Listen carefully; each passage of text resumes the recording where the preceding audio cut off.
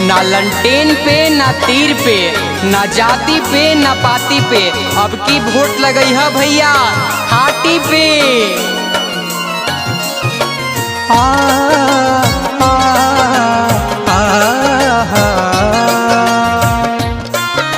Aryan studio Vikramgarh.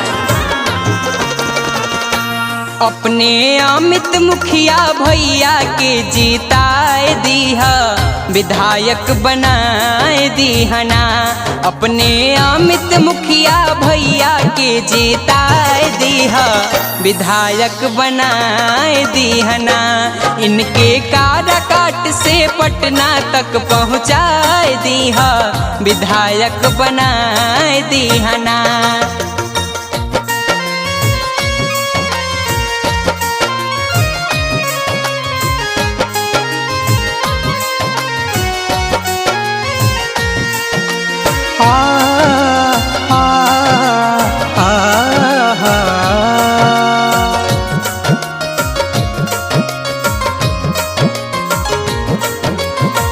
आज हर लोग बाणे इनके ही साथ में, सही नेता चुनल बाटे रौरे ही हाथ में।